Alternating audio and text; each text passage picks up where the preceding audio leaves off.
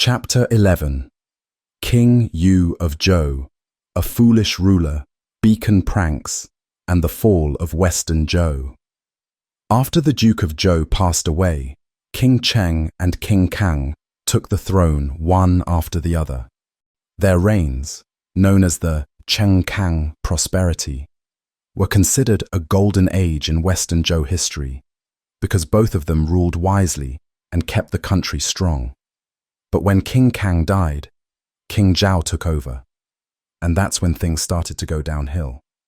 King Zhao was already the fourth-generation ruler, and he couldn't understand the hardships his ancestors had faced to build the kingdom. So, in many ways, King Zhao was like a spoiled heir who was more into enjoying himself than governing the country. His favorite pastime? Hunting. He would spend all his time outdoors, chasing game and ignoring affairs of the state. He hunted wild animals not for sport, but because he loved eating them. The guy was a real glutton, and whenever he caught something tasty, he'd eat it right away. His favorite dish was white pheasant. He loved it so much that he hunted them all out of the local area. Eventually, the only place left to find them was down south in Chu. Now, Chu wasn't a state that the Zhou dynasty officially recognized or gave a title to. It was independent, and its people were said to be descendants of the Eastern Yi, or even possibly related to Qiyu, definitely not part of the Zhou's core Huaxia culture. So when King Zhao demanded that Chu pay tribute to him by sending white pheasants, Chu's leaders were like, "Why should we? We don't owe you anything." They simply ignored him. This made King Zhao furious. "Do you not see me as the son of heaven?" he raged. "I'm showing you respect by asking for tribute, and you dare refuse. Fine, I'll come and teach you a lesson myself." King Zhao led his grand army south to attack Chu. Since Chu lay beyond the Han River, the Zhou army had to cross it to get there. But they didn't have enough boats, so they started seizing boats from the local fishermen, forcing them to give up their livelihood. Naturally, the fishermen were outraged. But that wasn't even the worst part. Not only did the Zhou soldiers take the boats without paying, but once they had crossed the river, they deliberately scuttled them, sinking every single one. This ruined the lives of these poor fishermen, who lost their only means of making a living. After crossing the river, the Zhou forces approached Chu's capital, and the Chu king knew he couldn't withstand the might of the central Zhou army. So he gave in, saying, all right, I was wrong. You want pheasants? I'll give you all the pheasants you want, just don't attack us." King Zhao, feeling triumphant, accepted the tribute. "See, I knew they'd be scared once we showed up," he boasted. With carts full of white pheasants, he started the journey back home, crossing the Han River once more. This time, they again demanded boats from the locals. Whether it was because the Chu king wanted revenge, or the locals just wanted to get back at the Zhou, we'll never know. But either way, the fishermen complied, with a twist. They gave the Zhou army boats all right, but they patched them together with glue and spit. The boats looked fine from the outside, but they were barely held together, with no proper nails or pegs. So, when King Zhao and his massive army boarded the boats and headed to the middle of the river, disaster struck. The glue began to weaken, and soon enough, the boats started leaking. Before they knew it, the boats were sinking. King Zhao, the son of heaven, ended up drowning right there in the Han River, all for the sake of a meal of pheasant. The whole thing was such an embarrassment that the Zhou court could hardly bear to admit it. They decided to bury King Zhao on the riverbank in a hasty ceremony and told everyone he had died of an illness. The truth, that he drowned because of a botched demand for tribute, was just too humiliating. So there you have it. By the time the fourth generation of Zhou rulers came around, they were already being tricked and undermined by the people they were supposed to rule over. It was nothing like the early days of King Wu, King Cheng, or King Kang. A few more generations later, we get to King Li of Zhou, another one who wasn't exactly a model king. And how bad was King Li? Well, let's just say he took things to a whole new level. King Li of Zhou was obsessed with wealth. He was the kind of person who would reach out from his coffin just to grab more money. You could say he'd hold on to a gold ingot even if he had to jump into a well. He was that kind of guy. For him, as long as he was making money, It didn't matter if others were cursing his name. If you wanted to go hunting in the mountains, pay a tax. This is my land, he'd say. Isn't everything under heaven my domain? If you wanted to cut down a tree or gather firewood, pay a tax. Even fishing required a tax. Basically, if you wanted to do anything, you had to pay him. With all these taxes, the common people couldn't make a living anymore. Ministers came to King Li to warn him. We can't keep doing this. The people are cursing us. But King Li didn't care. He said, "What? They dare curse me? Would they even be alive if I weren't here to take care of them? They eat the meat I provide, then put down their chopsticks and curse me. These people need to be dealt with harshly. Aren't they talking about me behind my back? Fine. I'll put spies on the streets to find out who's speaking against me and report back." Seeing that the streets were full of spies, the people became terrified to speak. Everywhere, signs said, "Don't discuss state affairs." So people just stopped talking openly. They would see each other on the street and just exchange glances, and everyone understood without saying a word. This became known as communication by sight. One of the ministers, the Duke of Zhou, went to advise the king. Silencing the people is more dangerous than blocking a river. When you don't let people speak, it's like building a dam against a flood. The water will keep rising, and if it doesn't break through quietly, it will explode in a disaster. Sooner or later, the dam will collapse, and when it does, it will be dangerous. The king just shrugged it off. "I don't care. I have the army, I have guards, and I have my spies. What do I have to fear? Whoever speaks against me, I'll arrest them." And so it happened. The people couldn't take it anymore and launched a revolt, known as the Revolt of the People.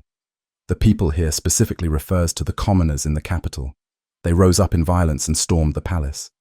When King Li saw this, he panicked. "They're actually rebelling. Quick, summon the troops to crush them."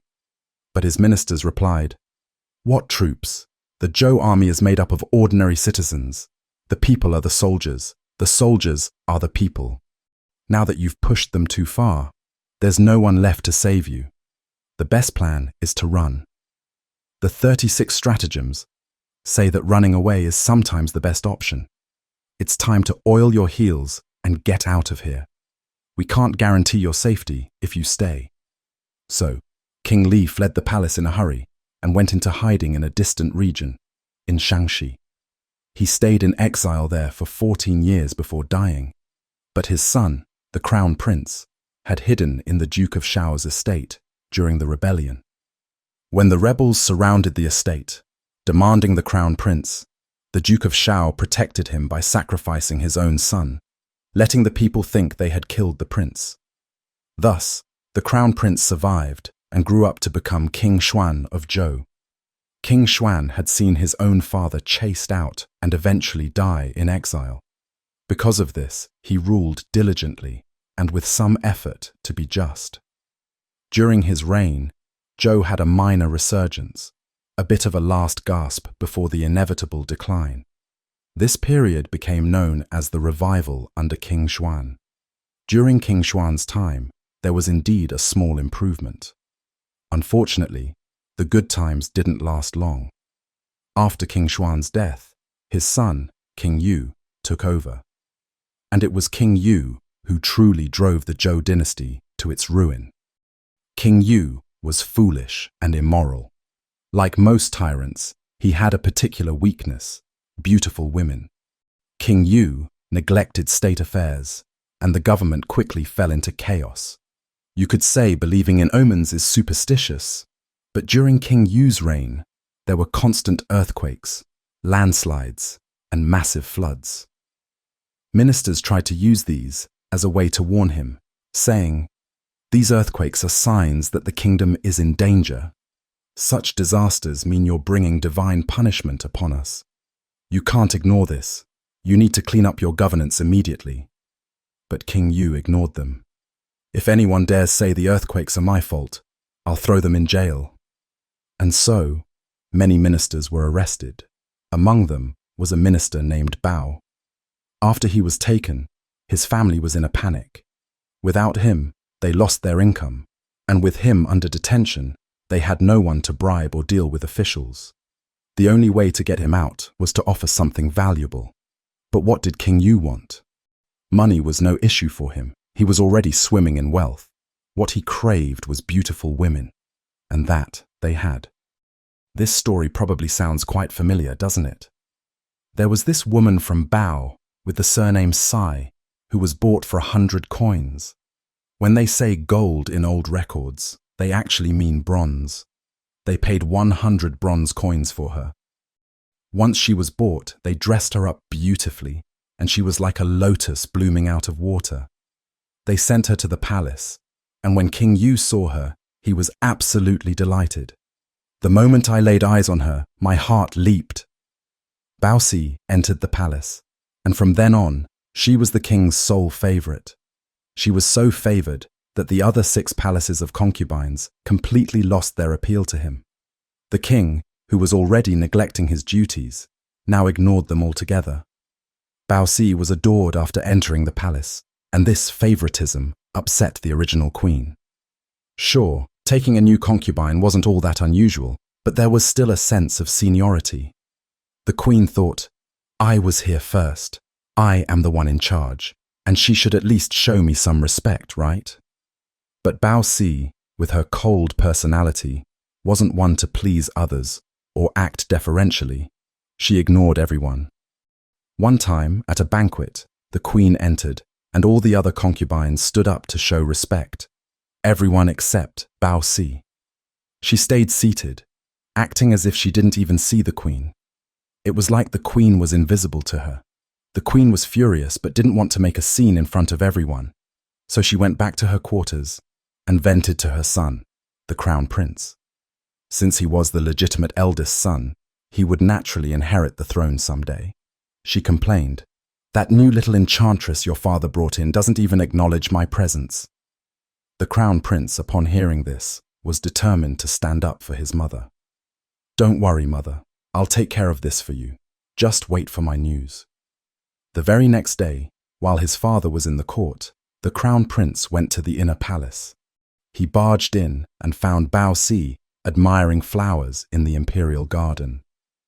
He saw her and felt a mix of shock and rage. The shock was because she was stunning, absolutely breathtaking. Wow! No wonder my father is so obsessed. She really is beautiful. He could barely keep his mouth from watering. A real beauty. But after the admiration came the anger. Why isn't this beauty mine? Why does my father get to have her all to himself? We're much closer in age, aren't we? He thought. You little witch, shameless homewrecker. The bitterness crept in, and he ended up arguing with Bao Si. In the heat of their argument, the crown prince lost control, and whether by accident or out of intent, he tore Bao Si's clothes. He even messed up her hair that she had spent over 2 hours having styled that morning by the court's finest stylist. In this disheveled state, Bao Si went to see King Yu. "Look at what your precious son did. He ruined my hair, tore my clothes. What are you going to do about this? I am his stepmother, and he treated me like this. It's unacceptable." King Yu knew why his son had acted this way, but he couldn't just let it slide. "If that's how it is, then my son needs some discipline. He should be sent away to learn some manners. Let him go stay with his grandfather in the state of Shen. Let him go to the ruler of Shen, his maternal grandfather, to learn how to behave." And with that, he exiled the crown prince to Shen. With the prince sent away, Bao Si soon became pregnant. She began speaking to King Yu every day, saying things like, "If the crown prince returns and inherits the throne, he'll never let us live. Who is your true love? Who is your heart's treasure? Now is the time to make a decision that will let me and our child live in peace and safety for the rest of our lives." In other words, she wanted King Yu to depose the crown prince and make her son the new heir. Deposing the crown prince was a major decision, and King Yu was hesitant. But Bao Si spread her concerns everywhere, and the corrupt ministers in court, knowing how favored she was, tried to win her favor by supporting her. Eventually, word reached the queen. Upon learning what was happening, the queen wrote a letter to the crown prince explaining the situation. However, Bao Si, ever scheming, managed to intercept the letter. She altered it and presented it to King Yu. When he read it, he was furious. That wretch, trying to have her son dethrone mine? He had the queen imprisoned, and eventually she met her end in captivity. This was a significant turning point, and at that time, the crown prince was still away in Shen. As if that wasn't enough, King Yu did something even more outrageous after that. What could be worse? Well, the problem with Bao Si was that she never smiled. People tried everything to make her smile. They tore silk, shattered jade, even roasted people on bronze pillars, and she remained indifferent. She was harder to please than the infamous Daji or Mei Si. King Yu pleaded with her, "My love, just smile for me once. I want to see you smile. Please, I'm begging you." But Bao Si responded, "I just don't know how to smile. It's not just with you. I'm like this with everyone. I've never smiled. What are you going to do about it? You want to tickle me under the arms?" King Yu thought tickling was too undignified and exhausting for him.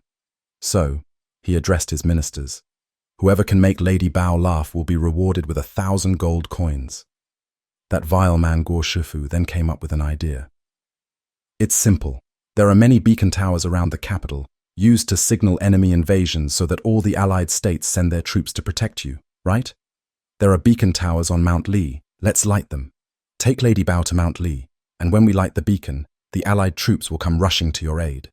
When they realize there's no emergency and go back with their helmets crooked and armor askew, Lady Bao will surely laugh. How about that idea?" King Yu, blinded by his desire to see her smile, agreed. "Brilliant. Let's do it." So, treating an important military signal like a mere joke, King Yu took Bao Si to Mount Li and ordered the beacon towers lit. Once the beacons were lit, the signal spread out quickly. "The capital is in danger." Lords from all around rallied their troops to come to the king's aid, hastily putting on their armor, riding in their war chariots, and some even traveling hundreds of miles. Exhausted and disheveled, they finally reached the foot of Mount Li, only to hear the sounds of music and merriment coming from the tower. There was no enemy invasion at all. What was going on? Then Guo Shifu appeared. "The king and Lady Bao are just having some fun here. They lit the beacons as a game. There's nothing happening. You all can go home." The lords were furious. They cursed in frustration. "Every movement costs us money. The troops may not have moved yet, but the supplies must. And all for you two just fooling around, lighting beacons as a joke?" They were seething as they made their way back. And then, halfway home, the beacons were lit again. Why? Because Lady Bao was happy, and she actually laughed. King Yu was overjoyed, and immediately rewarded Guo Shifu with 1,000 gold coins. This was what came to be known as 1,000 gold coins for a smile, and the infamous beacon prank on the lords. Guo Shifu wanted to earn another 1,000 gold coins, so he suggested, "If you light the beacons again, I'm sure Lady Bao will laugh once more." So they lit the beacons again. The lords saw the beacons blazing a second time and thought, "This time it must be real. We haven't even gotten back home yet and it's lit again." So they rushed back. Once they arrived, they realized they'd been fooled again. This time, the lords were beyond furious. They cursed King Yu, Lady Bao, and Guo Shifu's ancestors for 18 generations. If they light the beacons again, only a fool would come, they said as they went home for good. Meanwhile, Lady Bao, seeking to solidify her position, demanded from King Yu, "I must be made queen, and my son must be the crown prince. As for the current crown prince in Shen, you figure it out." So, King Yu issued an order to eliminate the crown prince in Shen. But the ruler of Shen, who was the crown prince's grandfather, wasn't about to let that happen. He understood that if he didn't act first, his grandson would be in mortal danger. His solution? He reached out to the Quanrong. In ancient China, the central kingdom was known as Huaxia, and the surrounding peoples were labeled as Man Yi, Rong, and Di.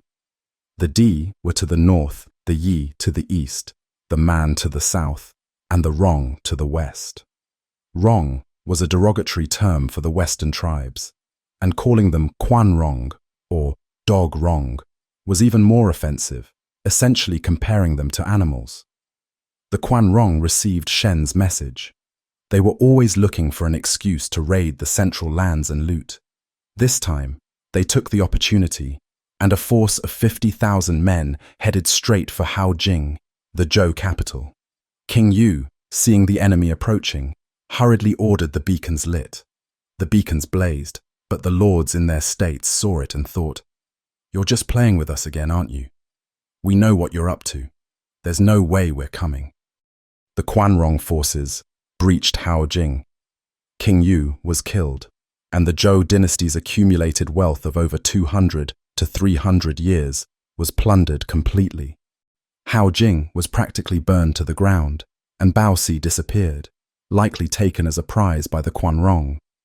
When word of what had happened reached the lords, they realized, "Oh no, this time it's real. What do we do now?" In a desperate attempt to salvage the situation, they finally mobilized their armies toward Haojing and managed to push back the Quanrong. The Quanrong had no intention of occupying the central plains. They were just after the loot, so after plundering, they withdrew. By this time, King Yu was dead, but the crown prince in Shen was still alive. Thus, the armies escorted him back to the capital, and he ascended to the throne, becoming King Ping of Zhou. Since Haojing had been so thoroughly devastated by the Quanrong, rebuilding wasn't a viable option. Moreover, being so close to the Quanrong made it very dangerous. After weighing the options, King Ping decided to move the capital from Haojing, near present-day Xi'an in Shanxi province, to Luoyi, modern-day Luoyang in Henan province, and thus the Zhou dynasty entered the Eastern Zhou era. This change was based on the location of the capital. The Western Zhou capital was in the west, while the Eastern Zhou capital was in the east. From the beginning of the Eastern Zhou period, the royal authority weakened significantly. The lords ceased paying homage to the king, and for over 500 years, the spring and autumn and warring states periods were filled with mutual slaughter, ceaseless strife, and intense power struggles. It was an incredibly chaotic and bloody time.